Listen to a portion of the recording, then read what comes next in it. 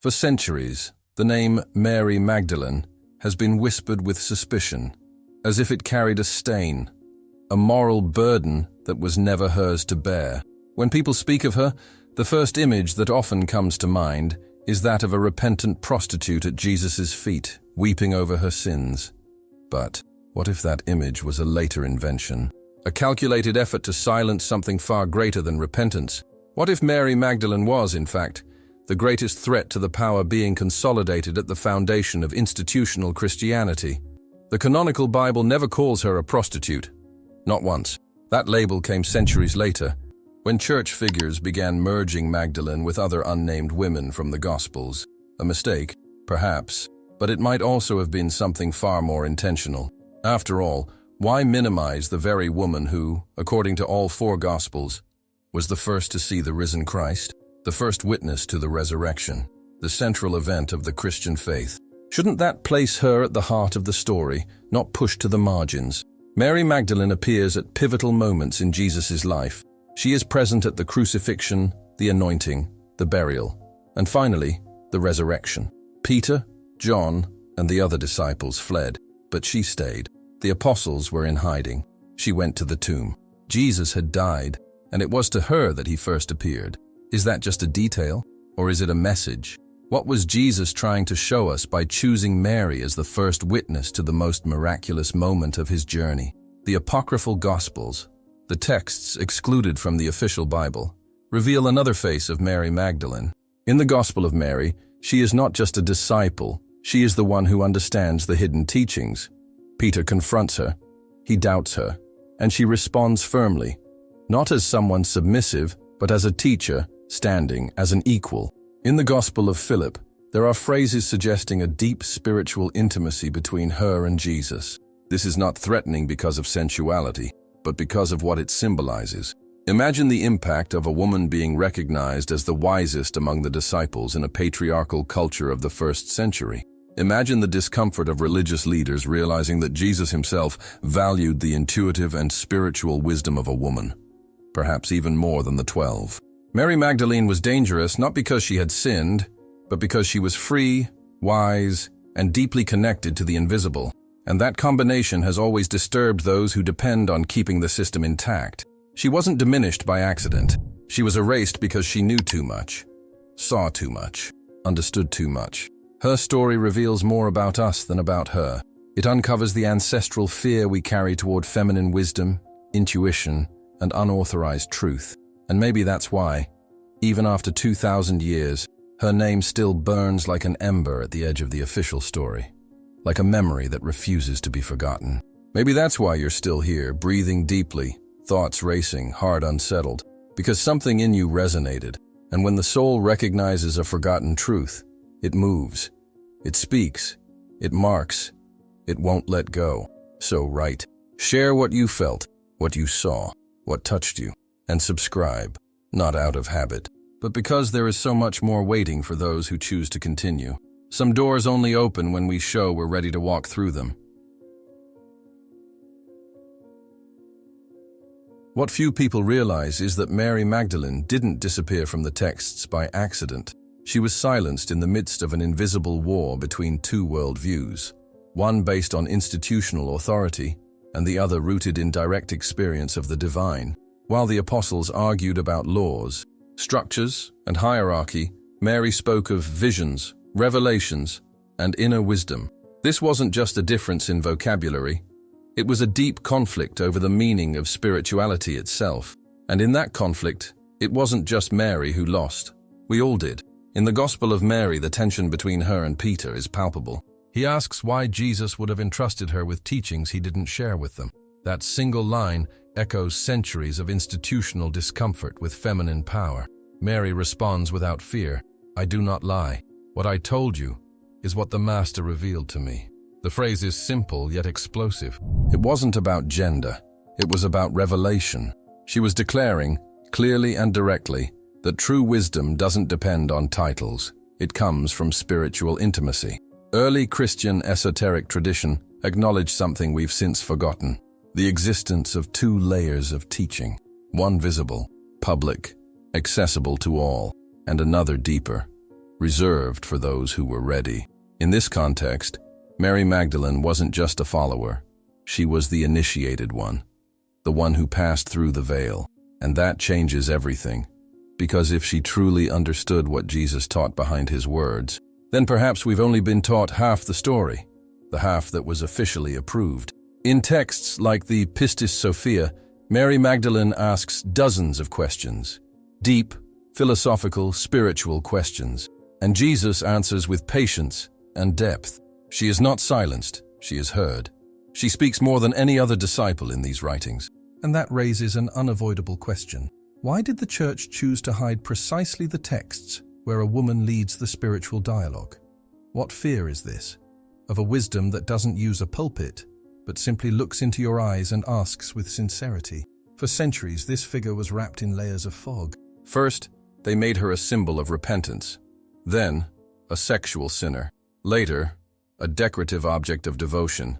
But in none of these portrayals does she speak. In all of them, she is interpreted. It's as if the whole world wanted to speak for Mary, but never allowed her to speak for herself, until now. Because today, with access to the Apocryphal Gospels and the rediscovery of her true image, her voice is beginning to rise from the ruins. Steady, calm, transformative. When we closely examine the early centuries of Christianity, we find traces of communities that saw Mary Magdalene as a model of spiritual wisdom. She was remembered not for what she did, but for what she understood. And in that detail lies a forgotten universe. A mystical inner Christianity that needed no temples or intermediaries, only presence, silence, and truth. Perhaps that's why her memory was buried under layers upon layers of doctrine, so we wouldn't remember how to feel. But that forgetting is not eternal. There's something about Mary that insists on resurfacing. In dreams, in books, in films, in intuitions, as if her spiritual presence never actually left, just waited for the right moment to be understood, and maybe that moment is now. Not because an institution allowed it, but because humanity, tired of hollow formulas, is starting to search for what is real. And in what is real, the sacred and the feminine walk together, just like they did in the beginning. She represents the kind of wisdom that can't be measured by diplomas or ranks. It's the kind of knowing that comes from listening, surrender, and a deep love that sees the invisible. And that kind of wisdom doesn't impose. It emerges. It doesn't demand followers. It invites seekers. Mary Magdalene didn't want to found a church. She wanted to reveal a path. And that path wasn't made of walls and rules, but of revelations that only a truly awakened heart can hear. That's why she never shouted. She whispered, and only those who quiet the inside can hear her. Each time we read her name in an ancient text, a small spark is lit, as if a forgotten memory were being touched, even if just for a moment. She is in the margins, in the silences, in the questions we can't quite silence. And when someone dares to listen to her, something changes. Not because she brings ready-made answers, but because she invites us to ask deeper questions. She reminds us that true faith isn't about shouting truths. It's about walking humbly with questions that transform us. Maybe that's why you've felt that subtle discomfort in your chest, as if a forgotten part of you were trying to wake up. It's not an answer. It's a calling, a quiet vibration crossing time and speaking straight to your soul. If something stirred in you here, write it down. Not to prove anything, but so the spark doesn't fade. Leave a comment and subscribe. Not to follow someone, but to continue walking a path that was always there, just waiting for you to remember it existed.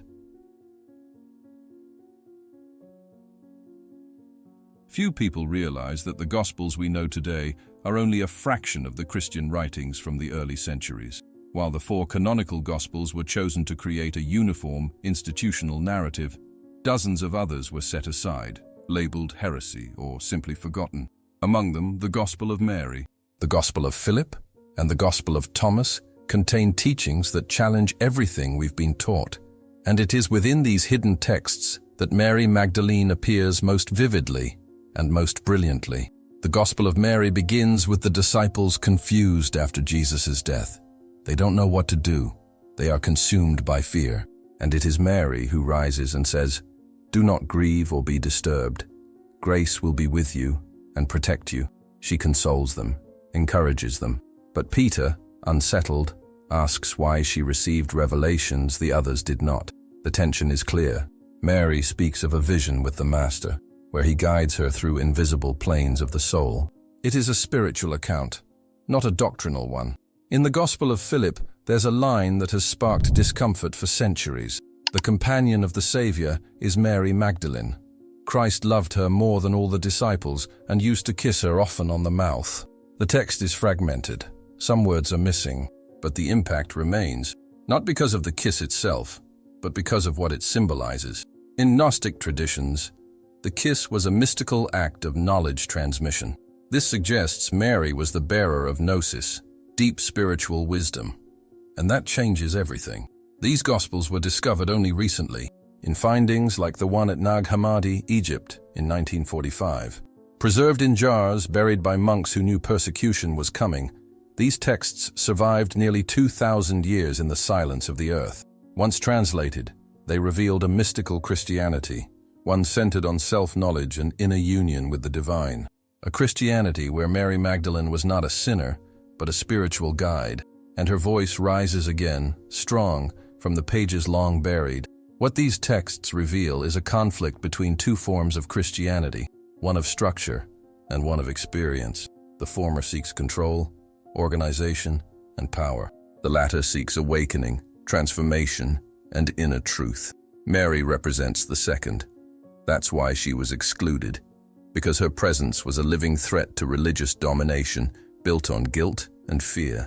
Her path was different: freedom of the soul, union with the inner Christ, a living gospel, breathing within anyone bold enough to feel rather than simply obey. Perhaps the greatest secret of the Apocryphal Gospels is this: Jesus didn't come to create a religion, he came to awaken consciousness, and Mary was the first to understand that.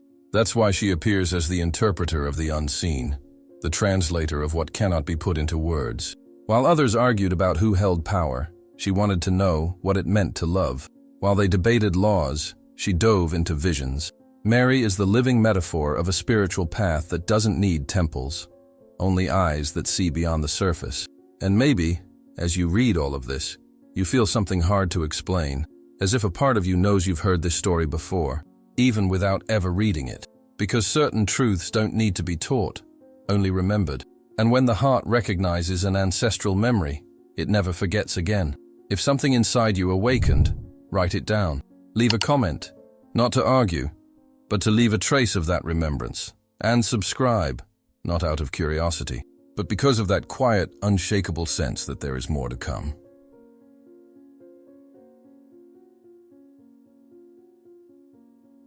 While the world grew used to seeing Mary Magdalene as a background figure, the apocryphal texts suggest she held something far more precious: the knowledge of the inner light.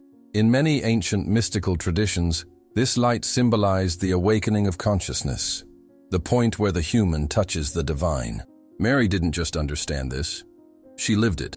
She didn't follow Jesus out of fear of hell, but because she recognized in him the mirror of what already existed within her. And that perception was dangerous, because it empowered individuals, not institutions. In the Pistis Sophia, Jesus speaks with Mary at length about the mysteries of the heavens and the shadows within. He doesn't command, he explains, he listens, he welcomes her doubts. Mary appears as someone who understands the cycles of the soul, its descent and ascent, as if she had lived it herself. And perhaps she had. Maybe Mary wasn't just a disciple, but a living archetype, the one who descends into darkness and returns with a flame, not to boast, but to light the way for others. This role of bearer of light echoes ancient traditions in which the sacred feminine served as a bridge between the earthly and the spiritual. Magdalene revives that forgotten wisdom. She didn't confront the other disciples with pride, but with presence. Her wisdom didn't come from debate, but from experience. She didn't know more because she studied more, but because she felt more. And that feeling was both her gift and her curse, because the world rarely forgives those who see beneath the surface. As we begin to understand what she represents, we also begin to grasp what has been lost over the centuries. In silencing Mary Magdalene, Christian history also silenced intuition, sensitivity, communion with the invisible. It silenced the heart in favor of the mind, the experience in favor of doctrine. But that comes at a price. Faith becomes rule, and the soul falls asleep. Mary was the opposite of that. She was the breath that awakened, the touch that reminded us God is not only in heaven, but in the eyes of those who love truly. Many scholars now acknowledge that Christianity might have taken a completely different path had Mary Magdalene been embraced as a leader from the start. Perhaps we would have had fewer wars, fewer dogmas, less guilt. Perhaps faith would be more embodied and less burdened, more lived and less feared. Because Mary's spirituality was not about imposition, it was about invitation. She didn't build walls, she opened doors. And even after 2,000 years of silence, her energy remains a key that has never rusted. The question remains, why was that key hidden? The answer may lie in what she represents. Mary didn't offer ready-made answers. She invited people to listen inwardly, and that makes people uncomfortable. It's easier to follow orders than to descend into one's own abyss in search of light. But it is precisely that descent that transforms us. And that's what she did, not to stand out, but to remind everyone that there's still light in the center of pain, a thread of spirit connecting heaven to the awakened heart. Maybe that's why, in silence, something inside you has started pulsing differently, as if truth didn't come from the outside, but slowly began to rise from within your chest. It's strange to recognize a light that's always been there, yet only now begins to shine. If something lit up in you, write it down, not to be heard, but to acknowledge that you've heard. Leave a comment and subscribe, not as a ritual, but as someone who understands that moving forward isn't an obligation, but a calling only an awakened heart can truly. As we study the oldest records about Mary Magdalene, a curious pattern begins to emerge. She's always in the right place at the right moment, where mystery reveals itself. She's at Simon's house when she anoints Jesus' feet with oil, as if recognizing a royalty no one else could see. She's at the foot of the cross when everyone else flees. She goes alone to the tomb before sunrise. It's as if she could sense the sacred approaching, long before any visible sign, as if she already knew what was coming, even before it happened. That heightened awareness was no coincidence. In many ancient traditions, the woman was seen as the guardian of mysteries, initiated in the cycles of nature and the soul. Mary carries that archetype powerfully. She reads signs, understands silence, interprets the unseen, and that's exactly why she was marginalized, not because she failed, but because she understood. Official religion has always feared wisdom that doesn't come from books, but from silence, and Magdalene was living silence, revealing secrets with her gaze. Some researchers even suggest that Mary Magdalene took part in initiatory rituals with Jesus himself, that she was not just a disciple, but a spiritual partner, the one who held the invisible space where healing, teaching, and revelation could happen. That changes everything. It shows that Jesus didn't walk his path alone. Behind each recorded miracle, there may have been an unseen force sustaining the sacred, a feminine force, silent, but absolutely essential. And that's where the discomfort begins, because accepting Mary as an initiated one means accepting that the divine can speak through a woman. And not just any woman, a woman with no institutional power, no title, no official permission, a woman who simply knew. And that threatens every system built to rely on intermediaries. Mary's presence reminds us that the sacred isn't bound by human rules. It reveals itself where hearts are open. That's what Jesus saw in her, a soul ready to hear what others were afraid to understand. She represents what institutional religion has tried to control, direct contact with the divine, because those who find the sacred within no longer need a mediator. And that's dangerous for those who profit from fear, sin, and guilt. That's why Mary Magdalene had to be silenced, diminished, distorted, not because she was weak, but because she was too strong, not because she was wrong, but because she was true. She was the living proof that the kingdom of heaven begins within, and that doesn't fit into dogma. Still, she remained, in legends, in secret texts, in symbolic paintings, always on the margins, but never truly absent, because truth has a strange habit of surviving forgetfulness, and the more time passes, the more Mary's image returns, not as a victim, but as a key that opens the door to a lost Christianity, one that speaks to the soul, not to authority, that invites transformation, not blind obedience, a Christianity where the feminine is not a threat, but a revelation. And maybe, somewhere in these words, you felt a nameless memory, a vibration that bypassed logic and went straight inside. It's hard to explain when something resonates that deeply, but that's what truth does. It doesn't persuade, it awakens.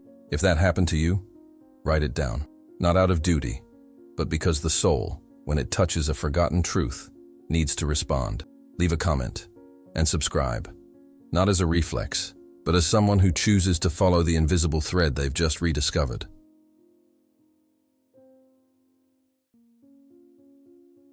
Among all the biblical passages, there is one scene that changes everything and is often overlooked.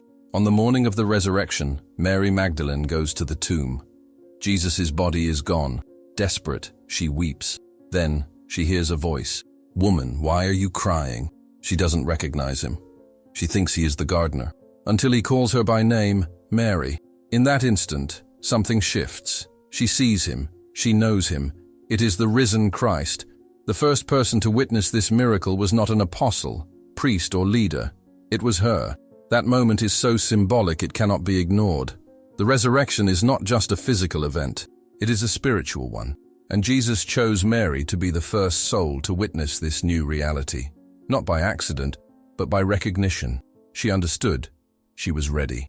And this reveals something profound, that the sacred reveals itself first where there is love, surrender, and presence. The feminine here is not decorative. It is the vessel of revelation. And that one gesture redefines the entire structure of spiritual authority. The symbolism runs deep. While the disciples were hiding in fear, Mary went. She dared. Even in mourning, even in doubt, she moved. And it was in that silent fidelity that the miracle happened. The risen Christ does not appear where there is power, but where there is love. That is the key to everything. And it was that key Mary carried, even without recognition. Because the sacred doesn't seek applause. It simply needs eyes that know how to see when light begins to shine again in the dark. After seeing him, Mary runs and tells the disciples, "I have seen the Lord." That phrase should echo through the centuries. She was the first witness to the greatest revelation of the Christian faith. And still, her voice was reduced, ignored, erased. The men who wrote history chose to spotlight Peter, Paul, and John. But it was she who saw. She who announced. She who understood before anyone else. Her story invites us to ask, how many other truths have been hidden simply because they came from the wrong mouth? The re-emergence of Mary Magdalene today is not a trend. It is a symptom, a sign that the world is beginning to listen again to what patriarchy tried to suffocate. The wisdom of feeling, the courage to love without guarantees, the kind of spirituality that doesn't control, but frees. And when she returns, she doesn't come back with anger or revenge. She returns as she always was, whole, silent, yet luminous, like an ancient memory finally given room to breathe. And it lights up everything around it with its mere presence. It's no coincidence that so many are rediscovering Mary now. In times of noise, her silent voice sounds like truth.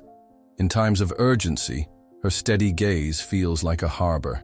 Mary Magdalene doesn't need grand gestures. She makes herself known in the hearts of those who feel that something is missing, something no logic can explain, something no sermon can reach, because she speaks directly to the soul. And when the soul hears that voice, it simply knows it has found what it's been searching for all along. And maybe right now, you're feeling something just like that. A subtle warmth, a slower breath, a new kind of stillness in your chest. Don't try to understand it. Just feel it. Because some truths don't come through the mind, they arrive through the heart. And when that happens, the soul responds. It needs to express. Leave a comment, say what you felt, and subscribe. Not out of routine, but because some doors only open for those who recognize themselves in this kind of silence. And maybe you're already walking through one of them. Mary Magdalene never had a temple. She never led a church. She was never called an apostle in the canonical texts. And yet, she survived. She lived between the lines, in the dreams of mystics, in the memories of women who refused to forget.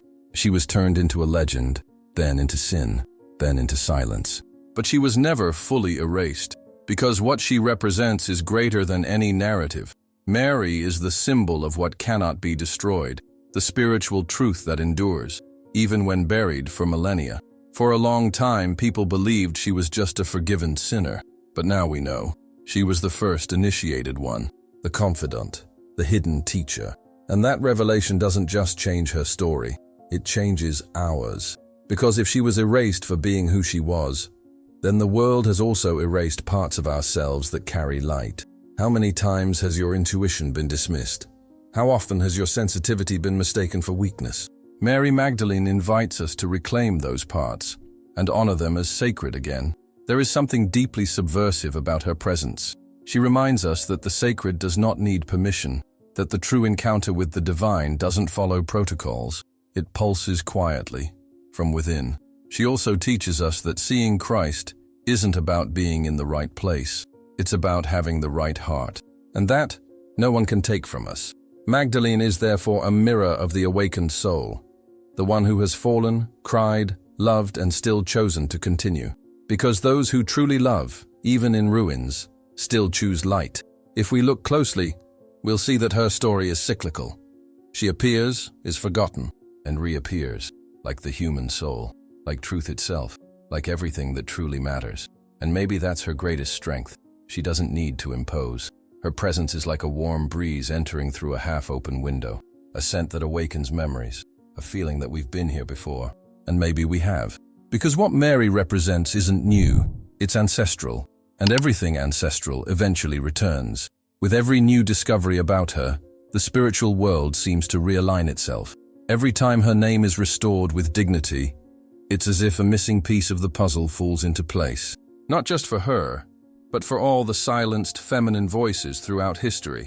She doesn't speak only for herself. She speaks for a lineage, a collective memory. And that's why her presence today both disturbs and inspires. She reminds us that there is another way, more whole, more profound, more real. And it begins in silence within. If you've made it this far, you may have realized this story was never just about her. It was about you, about every part of you that holds faith, but doesn't quite fit the mold. Every intuition you silenced, every truth you felt but couldn't explain. Mary Magdalene doesn't demand understanding. She invites remembering. She doesn't ask for belief. She awakens presence. And when that happens, something shifts. Because when one soul sees itself in another, it rebuilds, quietly, but with the power to be reborn. Maybe that's why right now, without knowing exactly why, your eyes feel a bit wetter or your chest a bit fuller. Don't worry about understanding it. Just feel. Something here found you, and it deserves to be honored. Leave a comment. Write what touched your soul, what lit up inside you. And subscribe, not out of habit, but because some stories only continue when we choose not to let them end. And maybe yours is just beginning now.